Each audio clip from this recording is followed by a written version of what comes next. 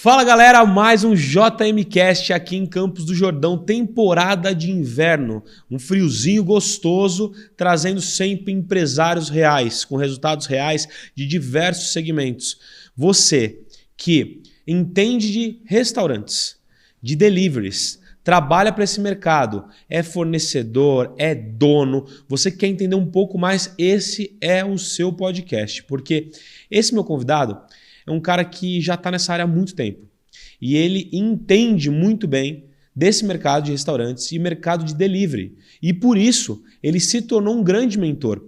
Hoje ele lidera um grupo de mais de 300 mentorados. Ele vem fazendo um movimento bem interessante nessa área. É produtor de conteúdo no Instagram, ou seja, a galera acompanha ele está crescendo demais e é um prazer ter ele como amigo e sócio, meu sócio dentro do Fire Club. Recebam ele com a energia que ele merece. Felipe Vec, bate palma! Uhul!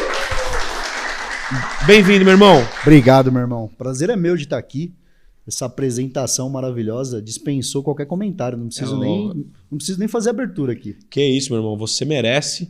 Aliás, a gente tem resultado e a gente é pago pelo resultado que a gente tem e principalmente pelo impacto que a gente causa na vida de outras pessoas. Então, você quer uma referência para o mercado de delivery, de restaurantes, você vem fazendo um movimento muito legal e é por isso que eu acredito que assim, o empresário, a gente precisa dar voz para o empresário, porque, cara, hoje você tem um ecossistema de mais de 300 mentorados, tenho certeza que daqui a pouco vão ser mais de 3.000 mentorados, seu movimento vem crescendo. Então, assim, a galera que entende que esse conteúdo é relevante, precisa compartilhar para o amigo, comentar, se inscrever no canal, porque, cara, ele vai dar uma aula aqui sobre isso. Então ele vai trazer os pontos que são fortes para trabalhar nesse mercado. Felipão, antes de contar qualquer coisa da sua história, eu gosto de sempre colocar algo já prático e bom, assim, logo no início do podcast.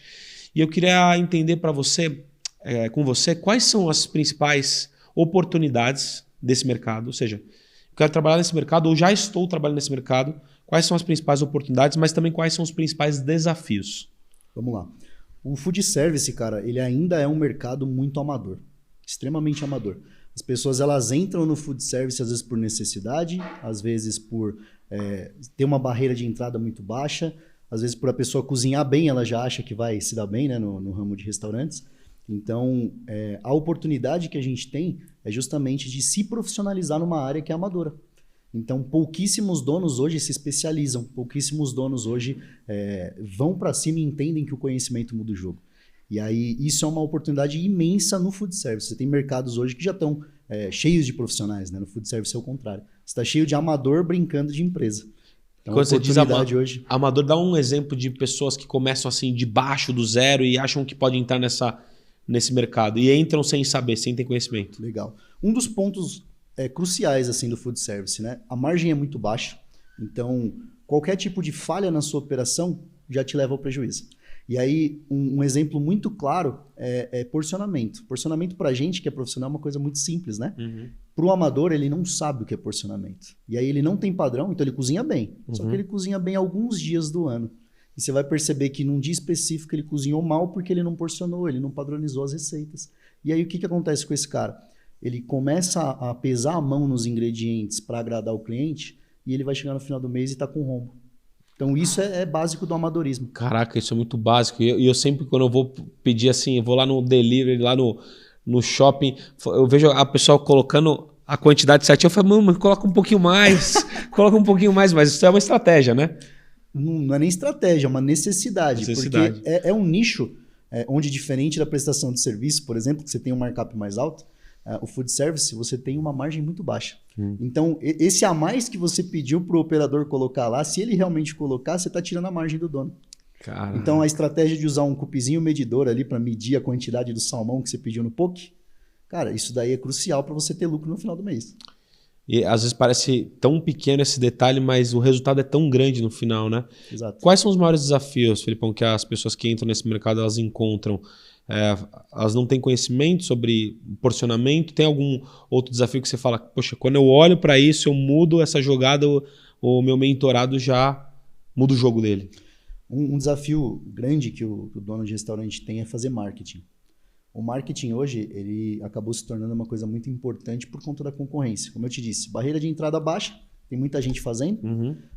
Você pega aplicativos dando abertura para o cara abrir conta com CPF, você não precisa ter nem empresa mais. Então, com seu CPF, hoje você abre uma cozinha. Então, você faz comida para sua família e vende marmita. E aí, para o restaurante grande, para ele se diferenciar desses caras, que muitas vezes jogam com preço, eles têm o custo muito mais baixo, você precisa do marketing. E aí, o marketing para restaurantes hoje é algo que, se você não souber fazer, você não vai se diferenciar e no longo prazo você não consegue perpetuar sua marca. Então, é um ponto de atenção ali que quando o cara entra, ele já precisa entrar sabendo ou se estruturando para fazer. E sem marketing você não vende. Eu falo que a gente precisa sempre aprender a fazer o marketing, porque ninguém é mais especializado no nosso cliente do que nós mesmos. Ou seja, o empresário ele não faz food service apenas, ele faz food service e marketing. Eu não faço contabilidade apenas, é contabilidade e marketing. Eu tenho que entender do meu cliente. Ninguém entende melhor do meu cliente do que eu mesmo. E quando você fala em marketing, você acredita que eu vejo que propagandas de comida sempre atraem bastante, né? Atenção, né? As pessoas desejam isso. Você acha que é importante ter uma humanização da marca daquele restaurante, sim ou não? Você tem casos que tem, você tem casos que não tem? Navega um pouco sobre isso, sobre o marketing para esse tipo de mercado. Cara, importante não. Esse ponto que você tocou, hoje o marketing humanizado é crucial, não é importante. Eu tenho, inclusive, um dos pilares da minha mentoria, que eu trabalho com os meus mentorados, é tirar aquela questão de, eu tenho vergonha de aparecer. Meu amigo, se você não aparecer, você não vai vender. As pessoas, elas não compram comida, elas compram de pessoas. O negócio hoje são pessoas, né? Total. Pessoas, fornecedor são pessoas, os clientes são pessoas, os funcionários são pessoas e o cliente, ele quer comprar de alguém. Então, um dos pontos que eu uso muito na minha mentoria é você realmente aparecer, você vender para o seu cliente, você mostrar o que você faz, você mostrar a sua equipe.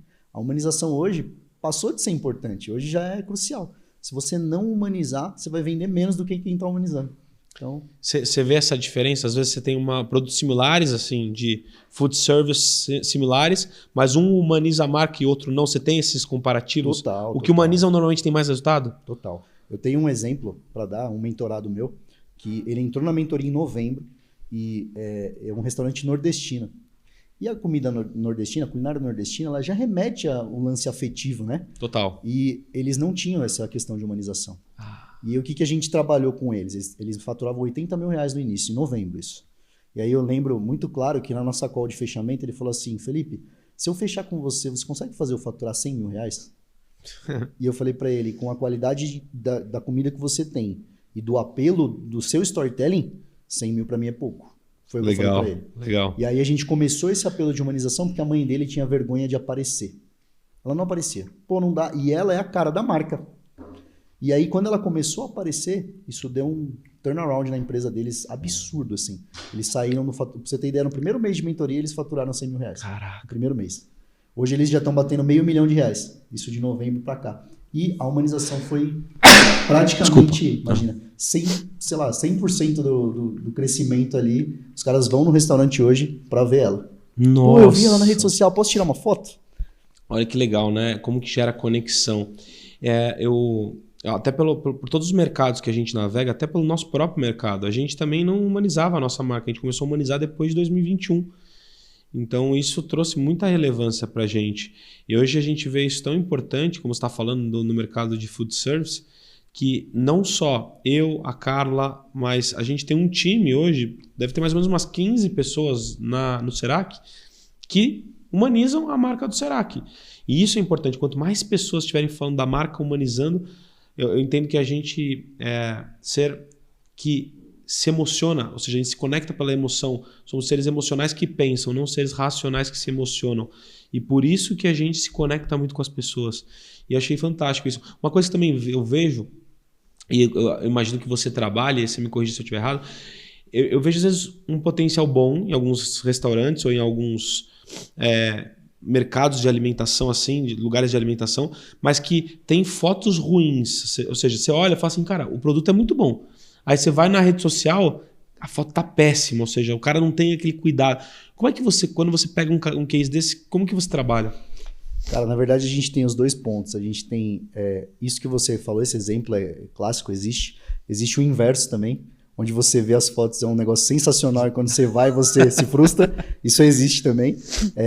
Esse ponto é um ponto onde a gente... E até é legal que você citou, porque com essa era de inteligência artificial, tá muito fácil você fazer foto boa, cara. Caraca. E as pessoas, elas não se ligaram nisso. Pô, às vezes você tem uma foto mais ou menos e você tá sem grana para fazer um ensaio profissional, usa IA. Na medida do possível, não vai deixar artificial, né? Mas você consegue utilizar a IA. E a foto hoje, ela tem um grau de relevância absurdo nas vendas. A conversão, ela tá intimamente ligada à sua foto, principalmente no delivery. Porque no delivery, o primeiro contato que você tem com o restaurante, basicamente, é o cardápio. Total. Então você tá olhando a foto e você tá vendo se aquele cara faz um bom produto ou não. O que vai chegar para ele depois é outra coisa, né? Mas a foto é o primeiro contato. Então, a relevância dela é absurda. Você precisa, sim, ter uma foto excelente. Só que aí eu entro no além. Você precisa condizer o seu produto com a foto. Não adianta você tirar uma foto maravilhosa. Daquele tamanho, exemplo grandes redes. Não vai tirar aquela foto maravilhosa, encher o olho do seu cliente... Depois, quando chegar o produto, pelo amor de Deus, né? É verdade. Então tem esses dois lados aí. Eu falo que quando você vai vender qualquer coisa, a estética vende, né? Se você tá bem apresentado, a estética vende. E do produto é a mesma coisa. Né? Se esteticamente ele tá legal e ele condiz com a entrega, opa, é exatamente o que eu pedi. Uma coisa que ajuda muito, e eu aprendi isso com a minha esposa, né? Toda vez que eu ia no restaurante, eu olhava o cardápio. Eu sou muito objetivo, né? Eu sei o que eu quero comer, eu olho o cardápio, eu não perco muito tempo olhando o cardápio, assim. E ela já vai no Instagram, ela vai direto no Instagram. Ela não vai no cardápio. E ela adora cardápios que tem normalmente foto. Ela adora isso. Mas eu vejo que tem poucos restaurantes que fazem isso. Ou até nos cardápios online, nem todos os restaurantes fazem isso. Na sua estratégia, você acha que é importante os seus mentorados eles terem a foto dos produtos no cardápio? Ou você acha que é frescura, não dá tanto resultado? Porque o que eu mais vejo é assim, ainda a maior parte dos restaurantes não tem as fotos no cardápio. Talvez porque dá muito trabalho, talvez porque é um cardápio muito extenso. Queria entender um pouco desse mercado. Como é que funciona essa parte? Isso daí é um problema... É uma faca, assim, que você precisa tomar cuidado. Por quê? O cardápio ele não pode ser extenso. Então, um dos pontos que eu cito é que você não pode ter um cardápio Netflix. Isso é uma alusão que eu uso. Porque se ele for extenso demais, você confunde o cliente. Ele não sabe o que escolher. Ele não sabe o que escolher. Muitas opções. Exato. Mas, ao mesmo tempo, aqueles produtos principais que você tem, aqueles carros-chefe, que você sabe que vai sair, que vai encher o olho do cara, é importante você ter a foto. São dois momentos. Na loja, você pode ter essa disseminação. Pô, os carros-chefes eu vou ter foto, os outros não precisa, o que é produto do dia a dia não precisa. Agora, no delivery é 100%. 100% dos produtos no delivery precisam de foto. O cara que está pedindo delivery ele precisa ver. Não faz sentido para ele pedir algo que ele não está vendo. Então, isso pesquisas indicam, são pesquisas que os aplicativos lançam, que cardápio sem foto converte menos da metade do que um cardápio com foto. Perfeito. Então, existem os dois momentos, né? O delivery 100%, dentro do cardápio de loja, pelo menos os principais. Se você conseguir colocar, já aumenta a experiência do cliente, né? Melhora a experiência. E você acredita que, e até falando de redes sociais em si, o Instagram ainda é a rede social mais relevante para o mercado de food service? E mesmo sendo a mais relevante, qual outra rede você acha interessante o seu mentorado ter? Porque eu entendo que tudo que gravita entre a nossa imagem e a imagem da nossa empresa traz uma certa influência. Recentemente, eu cresci muito no TikTok. TikTok, estou com mais de 150 mil seguidores, acho que 160 mil seguidores. E é uma rede que não traz tanta venda. Mas é uma rede que, se a gente entender que é uma rede, primeiro, rede do futuro, tem muita gente usando, né? Há muitos jovens usando, tem muitos jovens, muitos idosos usando, e também é uma rede que o intuito é viralização, a pessoa te conhecer, não te comprar. Então, por exemplo, na minha estratégia, o TikTok é relevante, o LinkedIn é relevante, o YouTube é relevante, o Kawaii é relevante, mas a rede que mais me traz resultados é o Instagram. Qual rede hoje do Food Service traz mais resultado? E existe alguma rede adjacente ali que você fala assim, pô, trabalha essa aqui também, porque essa aqui é interessante para esse mercado? Legal, vamos lá. Hoje, óbvio, o Instagram é a rede mais relevante, não tem nem o que comentar sobre isso, né? Mas tem um dado interessante. O TikTok ele está passando a ser mais relevante para a geração mais atual e para idosos. Não sei se você sabia dessa informação. Caramba. O TikTok, por ele ser uma plataforma fácil e não precisar fazer cadastro, os idosos estão entrando muito. Então, dependendo do seu público-alvo, faz muito sentido que você coloque mais energia, às vezes, no TikTok do que no Instagram. Sim. Pô, se eu vendo caldos e sopas, por exemplo, o meu público talvez esteja mais pro TikTok do que pro Instagram. Falou tudo. Então, você precisa analisar isso com cuidado. Engraçado que eu tô sendo reconhecido em vários lugares por conta do TikTok, não por conta do Instagram. O TikTok ele é de fácil viralização, muito mais fácil que o Instagram, né? Você posta um vídeo lá que, sei lá, 1000 pessoas compartilham, ele já viraliza. Então, para reconhecimento de marca faz muito sentido. É o que você falou, ele não vai trazer venda. A venda é uma construção, um aquecimento da base, etc. Você vai um pouquinho mais além. Mas o TikTok ele te traz relevância, te traz o fortalecimento de marca. E o restaurante você precisa estar em multicanais, né? Não só restaurante, contabilidade, qualquer prestação de serviço, produto, você precisa estar em vários canais. Você falou de outros lugares que é bom você estar, em caso de restaurantes. Tem 2 canais que tem muita gente que se esquece e ele faz muito sentido quando você está em cidade turística, por exemplo. A gente está aqui fazendo essa gravação maravilhosa em Campos, né? E aqui é uma cidade muito turística. Para cidades turísticas, eu digo que o Google e o TripAdvisor faz mais sentido às vezes do que o Instagram. Legal. Porque o cara que está aqui, ele está visitando a cidade, ele vai ser impactado pelos anúncios do Meta? Vai. Só que ele pesquisa no Google. Ele vai no TripAdvisor. Restaurantes perto de mim. Então, às vezes, se você colocar ali uma relevância maior dentro dessas plataformas, num período de inverno como esse, você vai vender mais do que se você colocar investimento no Meta. Muito legal. Então, são pontos que as pessoas precisam entender.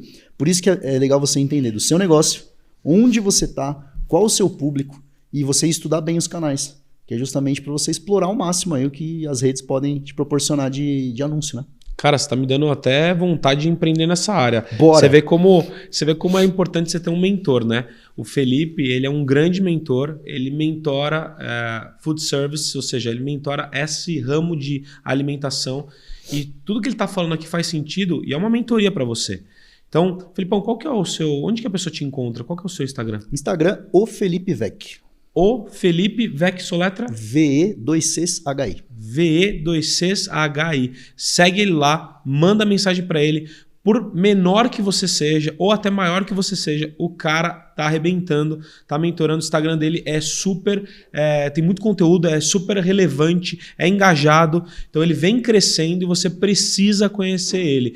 E você que está assistindo esse podcast, ele vai continuar a aula dele, mas não esquece de se inscrever no canal, deixar o seu like, compartilhar, comentar, segue o Felipão, porque ele vai dar uma aula agora, vai continuar a aula dele. Felipão, tô começando do zero nesse mercado. E eu preciso me preocupar com 3 coisas. O que você orienta? Começando do zero. Começando do zero é buscar conhecimento. Buscar conhecimento. Primeiro ponto. É muito fácil você perder dinheiro com restaurante. Tem várias pessoas, se eu não me engano, não sei se foi o Flávio Augusto ou algum outro mentor que eu vi um podcast dele falando que o único negócio da vida dele que ele perdeu dinheiro, não lembro agora quem foi restaurante. Sério? Sério, eu não lembro agora quem foi. Mas é um cara bem experiente. Ele falou, o único ramo hoje que eu não empreenderia é restaurante. E justamente porque a barreira de entrada é muito pequena e o cara às vezes ele tem a ilusão que vai dar certo. E não é tão simples. A margem é baixa, o investimento é alto. Antes de você continuar, toda vez que eu entro numa padaria, irmão, eu olho a padaria e falo assim, meu, cara tem que ser macho para empreender aqui. Putz, é um monte de coisa vencendo, é um monte de produto diferente, catalogando. Eu fico imaginando a nota fiscal, um monte de NCM. Cara, o cara precisa entender disso aqui. Porque a padaria tem muitos produtos, são perecíveis, né? Continua. Então, conhecimento é o primeiro. Conhecimento é o primeiro. Eu acho que você entender que você precisa entrar para um negócio como esse com um investimento ali para capital de giro. Tem muita gente que entra sem esse cuidado. E o que você aconselha? Qual capital de giro legal? Cara, ele precisa pelo menos ter 1 ano de operação ali para ele tocar, 1 ano de custo operacional para ele tocar. Porque... Certo. Entendo assim, o cara precisa ter o dinheiro. Isso. E assim, ele precisa ter aquele dinheiro guardado, sem expectativa de retorno, para ele investir no negócio durante 1 ano, né? Exato. Como segurança. Não é nem segurança, é necessidade, porque é um ramo que Imagina que você vai trocar o seu restaurante japonês hoje. Eu vou trocar de restaurante, eu vou parar de pedir nesse cara porque ele cometeu um erro comigo. Quantas vezes você troca de restaurante por ano, por exemplo? Um restaurante de confiança? É difícil. São poucos. Então, quando abre um restaurante, você tem um estouro muito rápido, porque é novidade. Tudo que é novidade tende a ter um faturamento maior. Depois desse alvoroço de início, ele tende a entrar num platô.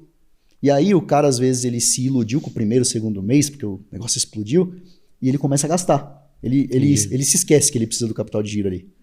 E nessa daí ele acaba falindo. Caraca. Então você precisa de um ano ali estabilizado, ganhando terreno, com calma, para depois você começar a fazer uma retirada da empresa. Então não é tão simples assim. Então financeiro é outro ponto importante. E um terceiro que eu citaria é você desenvolver a sua liderança e a sua gestão de pessoas. Porque, como eu disse, qualquer tipo de negócio hoje, mas o restaurante, mais do que qualquer um, são pessoas. Você vai precisar aprender a lidar com funcionários que não são fáceis, você vai aprender a lidar com clientes que são mais difíceis que os funcionários. Nós somos clientes, nós somos consumidores, a gente sabe que é um povo difícil de lidar, e você vai lidar com fornecedores o tempo inteiro. Então, se você não se desenvolver esse lado de relação pessoal, de liderança, dificilmente você vai conseguir ter sucesso. Nossa, faz total sentido. A gente precisa realmente... Imagina, às vezes, se você não se dá bem com o seu fornecedor, cara, acabou, você vai ter que ir atrás de outro, às vezes não é a mesma qualidade, não é o mesmo padrão. Felipe, você é um baita consultor, cara. E você trabalha com vários tipos de players, de momentos diferentes, né? Mas o que fez você entrar nessa área? O que foi? Volta lá atrás, Felipe. Por que você se interessou pelo food service? Você navegou por quais áreas para depois se interessar? Você já sempre foi dessa área? Conta um pouquinho. Cara, não. Como eu falei lá no início do podcast, muita gente cai por acaso no food service, né? Eu fui mais um desses. Mas voltando lá atrás, eu comecei a trabalhar com 15 para 16 anos, com comércio exterior. Meu pai é dessa área. E me deu a louca, eu não queria mais estudar, não é bem a palavra estudar, mas eu não queria ficar parado, eu queria trabalhar. E aí ele me arranjou lá, na época, um emprego com comércio internacional. E eu fiquei nessa área há muito tempo, fiquei nessa área aí por, 8, 9 anos.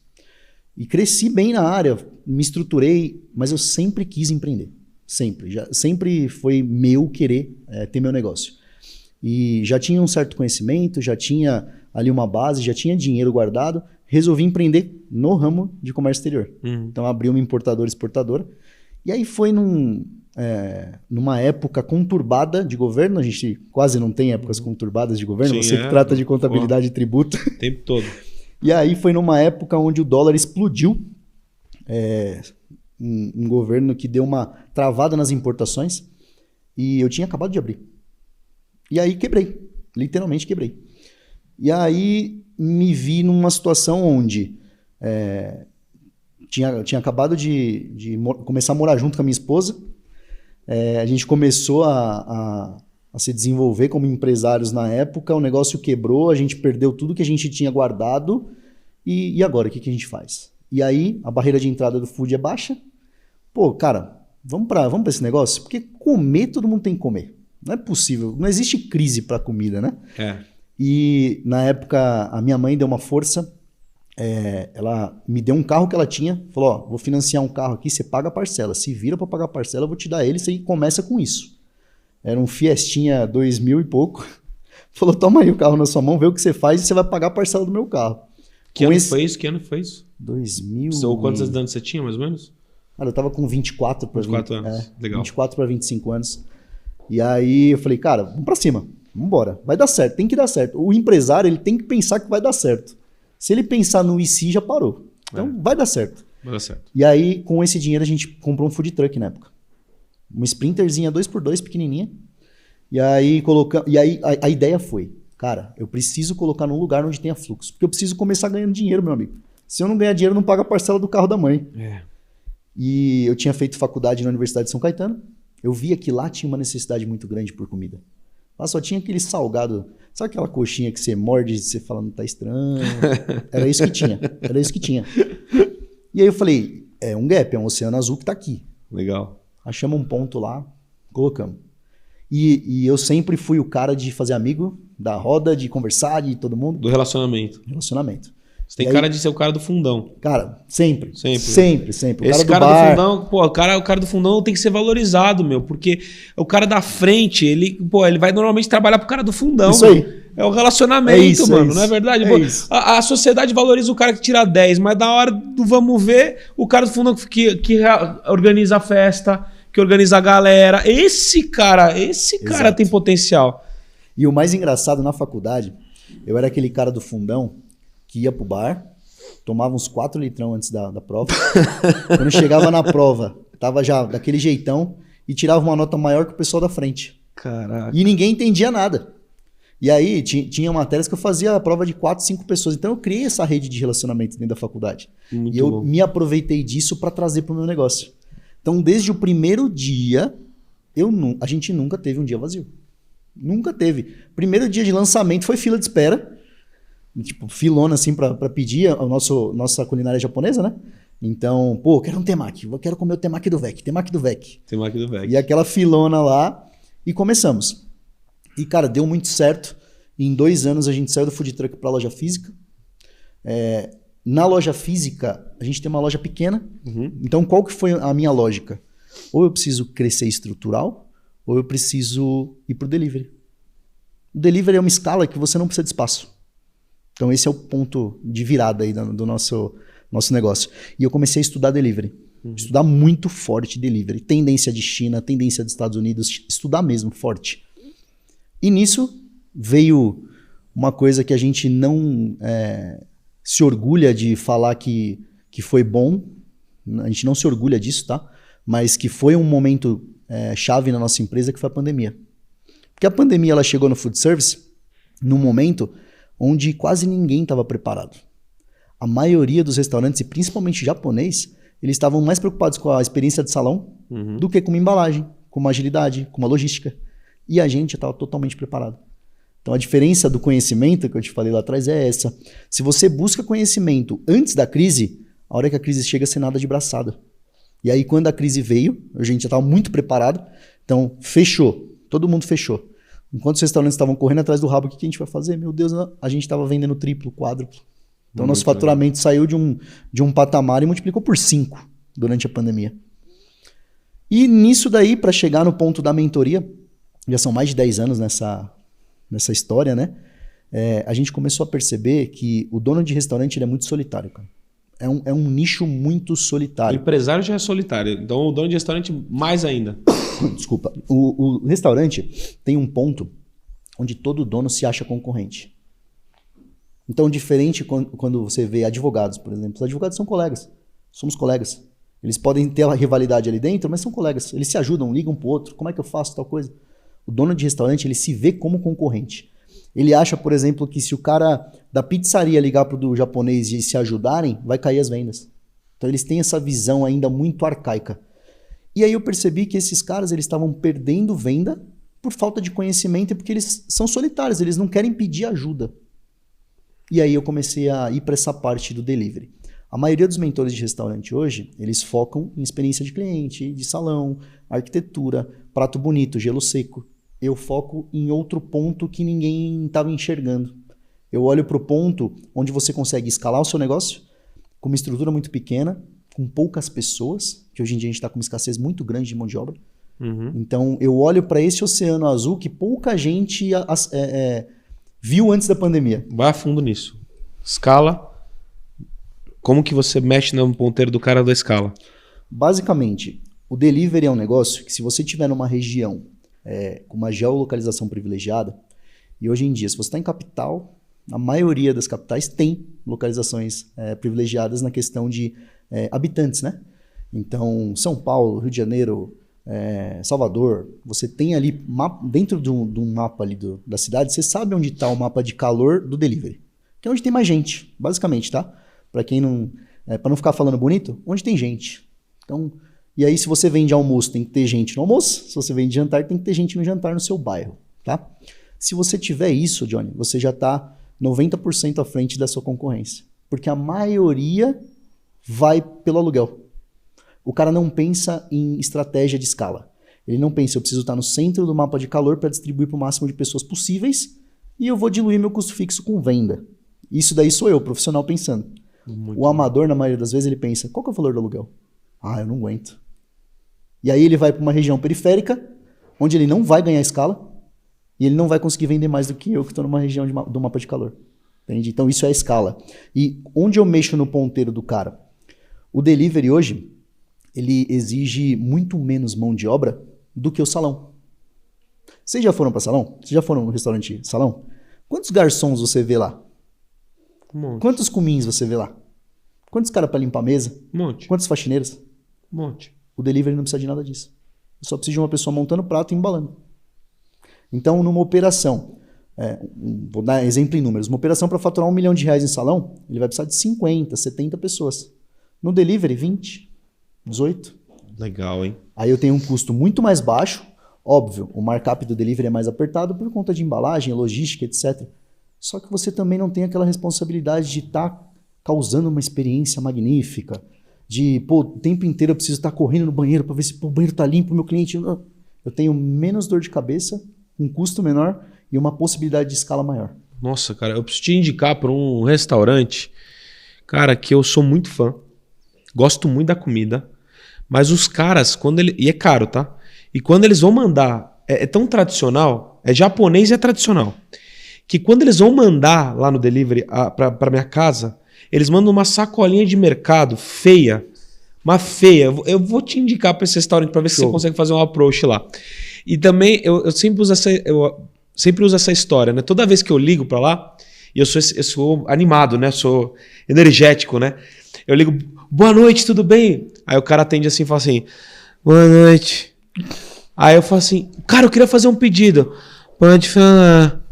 Aí, na hora, quando eu ligo pra ele, eu tenho vontade de botar uma corda no pescoço. Porque, mano, eu falo, porra, o cara tá muito desanimado. Pode falar. Fala, cara, então eu quero um combinado assim, assim, assim. Tá bom. Aí eu falo assim, e quanto tempo vai entregar? Aí o cara fala assim, 1h30. Por quê? Ele fala mais tempo pra minha expectativa não ficar baixa. Só que ele sempre entrega em 20, 30 minutos. Isso é horrível. É horrível. Só como eu já sei, que eu já sou cliente há muito tempo. Então ele fala 1h30 e eu falo, cara, tudo bem, vai entregar antes. Aí eu pensei assim, falei, cara, esse restaurante é muito legal. Não é possível, eu sou empresário, eu tenho que falar com o dono. Eu vou descobrir quem é o dono, tá? Eu tô falando com você aí eu tava falando com ele, tá? Eu falei, qual é o seu nome? Ele falou assim, Francisco. Aí eu falei, tá bom, puta, eu vou falar desse Francisco, eu vou lá no restaurante, eu vou chegar lá, vou falar pro dono que o Francisco, podia me atender melhor, tal.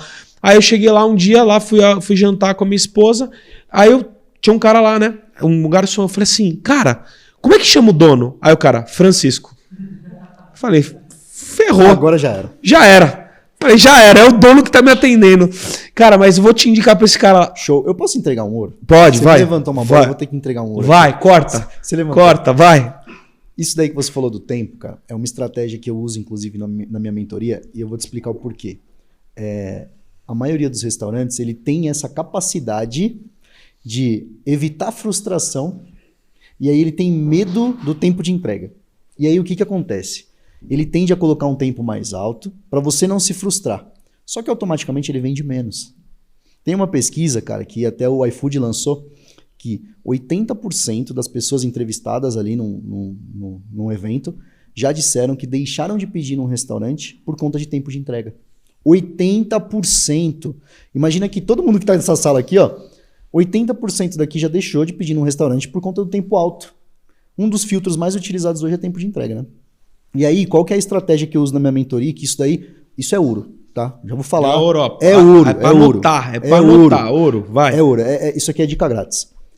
Estratégia do tempo dinâmico. O que é essa estratégia? 90% dos restaurantes não sabem o que é isso e se você fizer, você já está à frente do mercado. Tá? Você precisa fazer uma gestão ativa de tempo. O que é gestão ativa de tempo? Você inicia a sua operação com o menor tempo de entrega possível. Cara, não é possível que na primeira entrega do seu dia você vai levar 1h30 para entregar. Aí você é muito incompetente, para. Tá? Então na primeira entrega do dia, você vai colocar 20 minutos. Você vai cumprir esse tempo. Se você tiver tudo preparado, se tiver com uma logística ajustada boa, você vai cumprir. Só que você já abre na frente de todos os seus concorrentes. Todo mundo vai estar com o tempo de 1 hora. Por quê? Eles estão evitando frustração. Eles não querem ter trabalho de ficar mudando o tempo. Total. E ao longo da operação, você vai ajustando o seu tempo para o tempo real que você está de entrega. Então você precisa ter uma pessoa ali responsável por esse tempo de entrega. É um processo que você implementa no seu restaurante, colocando qual que é o tempo agora? Dei saída de uma entrega de 20 minutos. Vou entregar em 30? 30 minutos. Você vai ajustando para mais ou para menos. Isso faz com que esses 80% que deixaram de pedir pela frustração do tempo estar alto, eles vão pedir com você, porque o seu tempo é real. Nas muitas vezes que você faz esse estudo, o seu tempo é mais baixo do que o que você deixava. Então isso aí é dica de ouro, tá? Gente, uma salva de palmas para ele. Felipe Vec, mandando muito bem, irmão. Arrebentou. Como chama? Dinâmica, como que é? Que você o acelerador de delivery? Não. O tempo dinâmico. Tempo dinâmico. Estratégia do tempo dinâmico. Cara, isso é processo, né? Você pega o processo, cara, empreender é você saber o tempo exato de cada processo do seu negócio. E quando você olha para o processo, você melhora o processo, você tem mais tempo para pensar em fazer ele crescer. Isso é muito legal. Agora eu queria falar um negócio de, não especificamente sobre o food service, mas sobre a sua estratégia, que pode ser para o food service ou não, de crescimento no Instagram. O Instagram do Felipe, só para vocês verem aqui, ele é um Instagram que tem 210 mil seguidores, cara. Ele é um cara que se posiciona bem, tem uma promessa clara aqui na bio. Transforma o seu restaurante em uma máquina de vendas através de um delivery lucrativo. Então aqui, tá o Instagram dele, segue ele, tá? Segue ele. Mas agora falando de Instagram, dependente do mercado, como foi seu começo? O que você percebeu que estava dando certo, que estava dando errado? O que você fala? Porque tem muito empresário que acredita que, poxa, eu não tenho dom para isso, ou não está dando resultado. O cara quer começar na internet depois de 6 meses, já quer ter 100 mil seguidores. Como foi esse posicionamento? Cara, você sabe que esse Instagram tem 1 ano, né? Completou 12 meses. Caraca! Rápido, hein?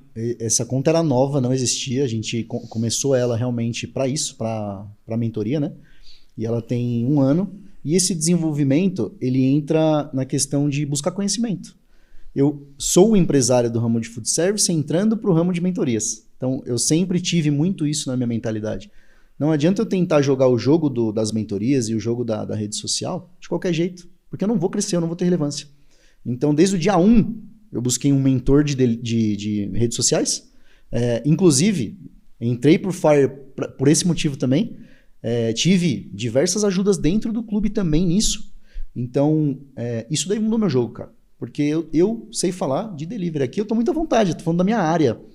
Agora, para você entrar para uma outra área, que é essa área de digital, ela é totalmente diferente. E o que você fez, assim, além do conteúdo que você postava que era relevante, qual é a sua estratégia que você fala, poxa, cara, eu postava tantas vezes, eu era relevante todos os dias, eu conectava com isso, fala a estratégia. Até hoje, na verdade, constância, ela muda o jogo, né? Muda o jogo. Não existe digital sem constância. Então, diariamente são stories, são reels, são posts estáticos, tudo. No início, eu cheguei a postar 12 reels por dia. 12 reels por dia. Por dia. Porque no início, o Instagram precisa entender que você realmente vai ser um cara constante e que você vai agregar alguma coisa a alguém. Senão ele não te entrega, né? Então, o início eram 12 reels por dia. A gente foi entendendo qual o formato da minha audiência. Então, a gente testou caixinha de pergunta, testou React, testou de tudo. E aí a gente foi entendendo qual que a minha audiência prefere.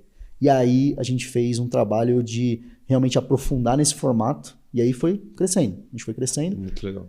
Hoje já é um Instagram muito mais dinâmico. Então, eu tenho estratégias variadas lá dentro. Hoje não estou tão focado em crescimento. O meu foco hoje é agregar para o meu público. Muito legal. Então, eu preciso agregar diariamente com estratégias, com formas de o cara crescer. Então, hoje a minha rede social está muito mais para esse lado de mostrar para o meu público que eu posso agregar e que eu posso ensinar ele, que posso melhorar o negócio dele de forma gratuita, diariamente ali, do que em crescimento.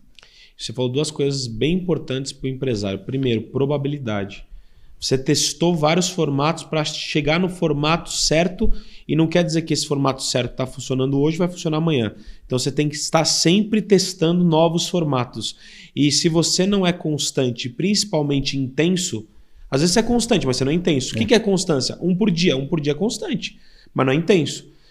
intensidade distorce o tempo, cara. Intensidade, teste, erro. E outra coisa que você falou legal também é da retenção. A gente não precisa se preocupar tanto com growth, com crescimento, mas sim em cuidar da base, em cuidar das pessoas que estão nos assistindo.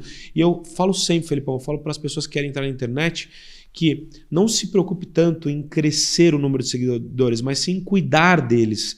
Às vezes a pessoa tem 500, 1.000 seguidores, 2.000 seguidores. Se ela cuidar desses 2.000, ela vai ter uma relevância absurda, ela vai crescer muito mais rápido, vai ser natural o crescimento. Isso muito bacana, cara. Muito bacana mesmo. Você falou de ambiente, você falou de Fire. Por que você decidiu entrar pro Fire Club? Hoje nós somos sócios dentro do Fire Club. Dentro do Fire Club, eu, você, Carla Martins, Flávio Augusto, Joel J, Caio Carneiro, dentro da MLS, que é esse ecossistema de empresário que aprende com o empresário. E eu falo sempre que é importante, poxa, é importante ter uma graduação, uma pós-graduação, é importante, mas o que vai te dar mais relevância é você aprender com o empresário. Se eu sou do ramo de alimentação, eu tenho que obrigatoriamente conversar com o Felipe, porque eu sei que uma coisa que ele vai me falar vai mudar o meu jogo assim, ó, muito rápido, e coisas que eu não sei. Então, o empresário aprende com o empresário e faz com que o caminho seja mais rápido. Não é mais fácil, é mais rápido, porque vai ser difícil? Vai, mas é possível. Falo que a gente tem que se apaixonar muito mais pela possibilidade do que pela dificuldade. O que fez você tomar a decisão de estar num grupo de empresários como o Fire Club? Acho que basicamente você precisa entender que você precisa caminhar com pessoas que estão onde você quer estar. Então, as pessoas que chegaram onde você quer chegar são importantes nessa caminhada. E o Fire eu vejo que é um programa, é um clube de negócios muito estruturado. Tem realmente ali pessoas que tiveram muito sucesso em diversas áreas. Então, o primeiro ponto é, se você só circula no seu mundo, na sua bolha, uma hora ela já não vai ser suficiente. E eu estava circulando numa bolha do food service onde cara, já não fazia mais sentido para mim, eu já estava ali no limite da minha bolha. Uhum. E eu precisava romper isso. E eu senti que o Fire era um ambiente onde a galera ia me acolher. Legal. Então foi exatamente isso que aconteceu. E é você realmente olhar para as pessoas, e aí quando você olha, por exemplo, para o Johnny, para a Nelly, para a Carla, para todo mundo que está ali nesse ecossistema, para o Vini, é você entender que esses caras eles estão ali num lugar que você quer chegar. Então você quer ter uma mentoria estruturada, você quer ter um produto legal para agregar para o seu cliente, você quer dar ROI para o seu cliente de mentoria, e você precisa aprender com o cara que já faz tudo isso. Então o ponto legal de virada foi esse. Eu tenho certeza que você veio para fortalecer esse grupo. Falo que o poder da inteligência coletiva ele sempre vai ser maior do que a inteligência individual. E você, quando escolhe um grupo para você entrar, tem que ter sinergia com você, não só de resultados, mas de valores. Sem dúvida. E não é para você apenas fazer parte da média do grupo, mas sim potencializar a média do grupo, das pessoas com as quais você escolheu conviver. Então você escolhe um mentor, um grupo pelo resultado que ele tem, obviamente, mas também pelos princípios e valores que ele tem. Cara, é um cara família, um cara espiritualizado, é um cara que gosta de performance, é um cara que está preocupado, está conectado com outras pessoas relevantes. Então isso é muito importante e a gente também, você que é empresário e quer conhecer um pouco mais do Fire Club, vai ter um QR Code na tela, é só você escanear, vai cair numa central de atendimento nossa, pergunta lá sobre o Fire Club e você pode ser nosso sócio nesse ecossistema de grandes empresários. Felipão, o que hoje, agora parte pessoal, o que hoje te motiva? O que hoje te motiva a ser um cara que inspira muitos outros empresários com as suas mentorias, um cara que tem resultado, um cara que curte sair, jantar, né? Vai nos omacaces da vida, né? Bom demais, porra, né? Bom demais. Eu sei que vocês estão... Eu não consigo, eu vou lá ver o Instagram de vocês, pô, cada hora vocês estão num lugar melhor que o outro. Calma que a gente vai marcar esse omakase, que eu já descobri que você ama comida japonesa. Putz. E que, inclusive, o cara fala que tem o melhor restaurante japonês de São Paulo. Eu já vou transferir isso aí. Boa, vamos lá. O que hoje te motiva? Eu acho que hoje, cara, eu transferir para o mundo tudo aquilo que ele me proporciona. Eu recebi muito através do food service, né? E eu poder proporcionar isso para o mundo me motiva. Eu ver os meus mentorados mudando de vida me motiva. Às vezes, a gente estava um ponto... Vou contar uma historinha rápida aqui, interessante. Manda bala. A gente estava nesse omakase. Foi o último que vocês foram? Foi o último agora. Foi com o Danilo? Não. A gente foi anteontem. A gente foi no omakase comemorar aniversário. Meu aniversário foi ontem, hein, galera? Vamos cantar parabéns aqui pra mim. Foi anteontem, e aí a gente tava nesse omakase, e aí uma garçonete, a menina que faz o caixa lá tal, né, do omakase, ela veio até a nossa mesa e falou assim, cara, acho que você dá aula pra uma menina que eu adoro a comida dela. Eu falei, quem? Ah, fulana. Eu falei, sério? Sério, nossa, eu amo a comida dela. E essa pessoa, que é minha mentorada, ela me postava nas aulas e tal, ela tava passando por uma dificuldade pessoal. E eu sabia disso, eu como mentor, eu acompanho, você tem que acompanhar como mentor a vida pessoal do seu mentorado, tá muito importante isso. Você precisa, além de ser um mentor de negócios, ser um mentor pessoal, não dá para separar as coisas não. Não dá, e só fazer um paralelo, muitas vezes tem que ser mentor, treinador, você tem que ser psicólogo, patrocinador, ou seja, mostrar o caminho, esse cara faz isso, tem que ser um aglutinador, chamar a galera, então assim, tem que ser a pessoa realmente estar próxima. Exato, e aí sabendo disso, né, dessa dificuldade, eu falei assim, você se importa eu gravar um vídeo com você? A menina ficou meio envergonhada na hora, não, tá bom. Aí eu gravei um vídeo na hora, falei, fulano, olha aqui, ó, a gente tá aqui e tal, comendo, ouve essa mensagem, aí a menina na hora se transformou. Eu amo a sua comida, e não sei o que, parece que foi um negócio assim, que bateu, e aí eu mandei essa mensagem para essa mentorada. Cara, eu transformei a noite dela. Ela me mandou assim umas 18 mensagens depois, eu tava precisando disso, hoje foi um dia cheio de dificuldades, eu tava precisando dessa mensagem, eu precisava disso para acreditar em mim. E ali naquele momento você fala, cara, é para isso, é exatamente para isso, é para mudar a vida das pessoas, é para ver a felicidade dela através de um vídeo que eu gravei. Então, acho que isso me motiva hoje, é algo que, cara, em todo lugar que eu tô, eu respondo meus mentorados, eu tô com eles, eu faço questão de lembrar deles, e isso me motiva hoje, a mudança de vida deles. Uma salva de palmas para ele, pro Felipe Vec. Meu irmão, você falou um negócio, só que a gente é tudo focado na experiência, você sabe que a experiência muda a frequência, né? Então eu vou pedir é isso aí, vou pedir pro nosso time trazer uma experiência. Aliás, você não falou o que você falou agora há pouco? Você acabou de falar. Foi o seu? Ontem? O que aconteceu ontem? Aniversário, pô! Foi seu aniversário? Então eu vou pedir pro time entrar com o bolinho de parabéns dele, o bolinho de parabéns dele. Vamos cantar parabéns pro aniversário dele. E o parabéns pra você.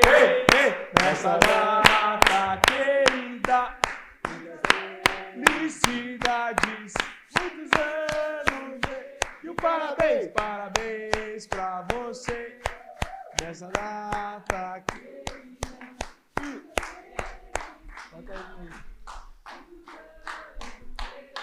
E pro Felipão nada! Então como é que é?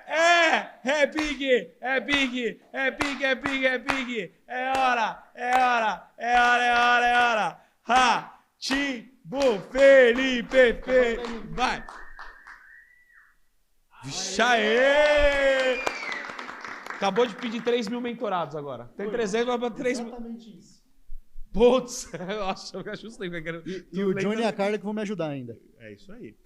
Irmão, agora momento do chama na mensagem final para sua câmera. Aproveito para dar uma mensagem para os empresários, para as pessoas que estão trabalhando nesse ramo do food service. Manda bala, a câmera é sua. Gente, primeiro, muito obrigado por estar aqui. Foi sensacional. Esse ambiente aqui realmente é algo transformador, é algo que, como você mesmo diz, muda a frequência. É muito bom. E a mensagem que eu quero passar para você que é do food service é: para de achar que seu concorrente é seu inimigo. Comece a frequentar ambientes como esse aqui. Você com certeza vai crescer, você com certeza vai agregar e as pessoas vão agregar para a sua operação. Então, busque realmente ambientes que mudam a sua frequência. Meu irmão, muito obrigado. Tamo junto. Obrigado, uma salva de palmas mais uma vez para ele. Esse foi mais um JMCast aqui em Campos do Jordão, temporada de inverno. Segue o Felipão. Felipão é uma referência. Você que é desse ramo, você precisa conhecer. Manda uma mensagem para ele, porque ele já falou que ele quer multiplicar para muita gente. Conhecimento bom é conhecimento compartilhado e ele está aqui para impactar a sua vida. Como dono de restaurante, dono de delivery, ele é um cara que entende muito sobre isso. E uma coisa que ele vai falar para você no seu negócio vai fazer com que ele multiplique muito faturamento, que você tenha processos melhores, que você contrate melhor e que você realmente prospere no seu negócio. A gente está aqui justamente para impactar a sua empresa. Não esquece de se inscrever no canal, compartilhar, comentar, deixa o like. Lá, cara, comenta geral. A gente falou sobre comida, sobre negócios, sobre processo, sobre internet, falamos sobre muita coisa legal. Compartilha para mais pessoas desse segmento e a gente se vê no próximo episódio aqui do JMCast, temporada de inverno de Campos do Jordão. E vamos finalizar? Ô, Johnny. Vamos, mano. Se mandar chama no direct, eu vou mandar dica especial. Se mandar chama no direct, tem dica especial. E falando em chama, vamos acabar com chama, né? Com certeza. 3, 2, 1, chama! Uma salva de palmas!